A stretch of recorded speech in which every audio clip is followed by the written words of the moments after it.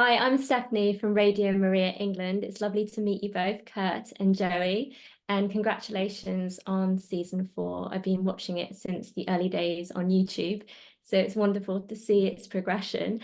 And with that, we've seen a real change in your characters, so Thomas and Gaius, from season 1 to season 4. Can you tell us a bit about what we're going to be seeing in season 4? I already feel there's a bit of grief and sorrow and the real impact of following Jesus. So I'll just let you explain a little bit more about your characters' journeys. Joey, take it Kirk, away, sir. You got it. Yeah, so I played Thomas on the show, and when we first see Thomas, he's this kind of panicked person who is questioning a lot of things, wanting to be the best that he can be at what he does. And as he joins the group, we start to see this shift from a lot of questioning, a lot of panic to, okay, I think I can do this, gaining confidence and becoming brothers with these guys that he's joined and this teacher that he's following. In season 3, we start to see Jesus's message get a little bit more radical, right? And with that, I kind of feel like the disciples and Thomas in particular are kind of looking around going, all right, this is a little weird, but we're going with it. We trust this guy. And then season 4 comes along and we have his message getting much more radical. And I think people start to get really scared. They start to really wonder and question what is going on. I don't think he realizes how much danger he's putting us in. And with Thomas in particular, in season 3, we left off with him and Rama with that shot of them both looking at the moon miles apart from one another. And what I can tell you is he continues his pursuit of that. He continues his pursuit, and time is very precious for them both. Correct, yes. And Kurt, that Gaius, compassionate soldier, wonderful way that you play it. Can you tell us a bit more about his journey? Thank you. That's very kind of you to say. I think, season, how would I say it? Transition. Yes. I think he's a little. I think Gaius is looking at the other side of the street and going, And speaking of danger, I think it's getting kind of dangerous for Gaius. I think he's been walking a very thin tightrope.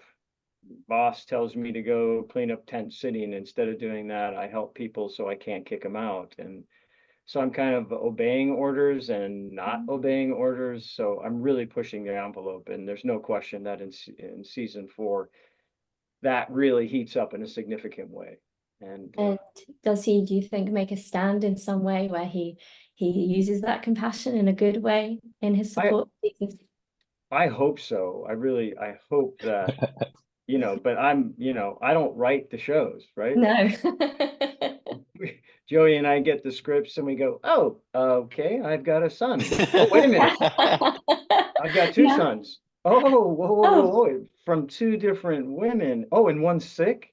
Oh, yeah. Wow. And I have a wife. And so you sit down and you read and you're like, oh, well, fantastic. Didn't see that coming. So I can say that season 4 is filled with, oh, didn't see that coming. Yeah, but as an acting coach and actor, it must be wonderful to develop that character as you get these new bits in from the team, yeah? Oh, absolutely. It's a dream come true. I mean, what is like to be a part of a television series like this? And I know Joey can attest to this. When we started, I have no idea where, even though I've been friends with and worked with Dallas for over 23, 24 years, he never tells me anything. I don't know what's going to happen. I don't know where I'm going. So it's really, really very rewarding to see what happens every season and where you go. And then your job as an actor, yes, of course, is to justify that, to understand it, to empathize with that. And so, yeah, it's fantastic to take this journey because part of it is you don't know where it's going. I mean, I think Joey knows where he's going as a disciple of some level, but Gaius, I don't know. Am I going to live? Am I going to die? I don't know. I It's think pretty you've got a good dicey. journey ahead of you from what I've been reading in the scriptures. So It's pretty dicey. yeah, he's kind of not on the outside because he knows what's going on in the inside, but he really is. I feel he's a disciple of Jesus in some way. Do you feel Oh, that? interesting. Yeah, Number that's what 13. I We kind got, of see. So I'd ask you, what does Jesus mean to Gaius, do you think? oh, back to me. Well, let's see. I think it was really beautifully written by Dal and Ryan and Tyler in those cistern scenes. I think, It's a beautiful yeah, scene. they're beautiful, all of Mm, them. And I think mhm, Gaius has a genuine curiosity. mm. This kid, this young man who he has a relationship with, like who has OCD, who locks and unlocks his door 5 times, just one day decide a guy walks up, follow me, and he leaves. Yeah. Like it doesn't make any sense to me that a man with OCD would walk away from a perfect life.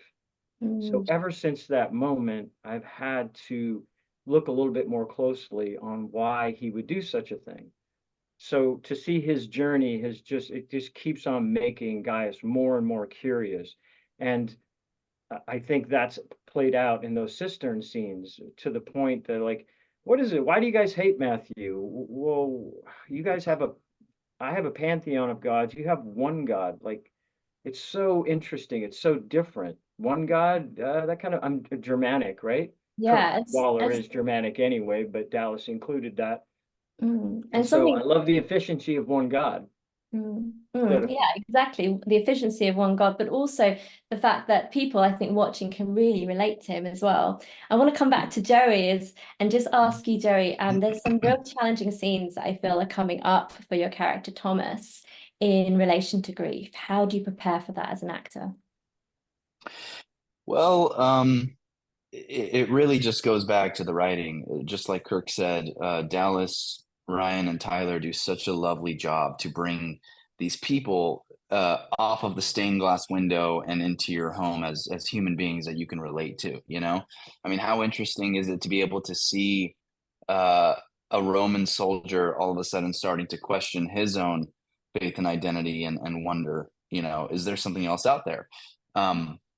Which, by the way, I think y'all are gonna really love the Roman stuff in season 4. You'll start to see it in episodes 1 and 2, which I know are gonna be playing in the UK. And in terms of preparing for grief and all that kinds of stuff, it really just goes back to the writing and listening to your fellow actors and being there with them. You know, if you tend to focus on your grief or whatever it is, it can kind of mess you up, or it can take you out of the reality of what's going on, because as human beings, we do our best to try not to focus on our grief. You know what I mean? I don't think anyone ever wants to No. cry or lose it or anything like that, particularly in tough moments. So it really just goes back to being there and being present with your fellow castmates. Yeah, and it makes it very human. We can all relate to it when you're going through, when the disciples are going through different shifts, but even different characters going through different shifts. We really can Totally. watching it. So thank you both. I just want to ask just one more. How would you sum up season 4 if you could in one word? It's a little bit of a challenge, but I think you can do it. you Just want your It's one hard to word. do it without giving spoilers, you know. Okay. Okay, I'll give you 2 words. 2 words. The 2 words for that have been coming up for me are punk rock. Punk rock. Okay, interesting. Mm. Right. Thank you. punk rock. Okay. Man, I didn't see that one coming. Yeah, no, neither did I. Neither did I. Punk rock. Does that include like the Whatever you want. the I feel mohawk? like things are going to get challenging Somebody from getting you a saying haircut? that. Unexpected, I think. Yeah, Yeah. oh, that's pretty Yeah. okay. That's cool. I think if I were allowed to use 2 words, I think I said it before.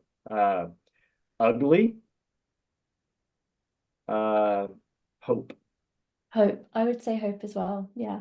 And those good words, ugly and hope. Well, thank you both so much. I think we've just run out of time. I know time is a big feature also of season 4. So thank you very much, and sending blessings from everybody here at Radio Maria to everybody in the team at The Chosen. Thank you very much. Thank you, Stephanie. Thank you, Appreciate Stephanie. it. Cheers. Bye. Bye. Bye.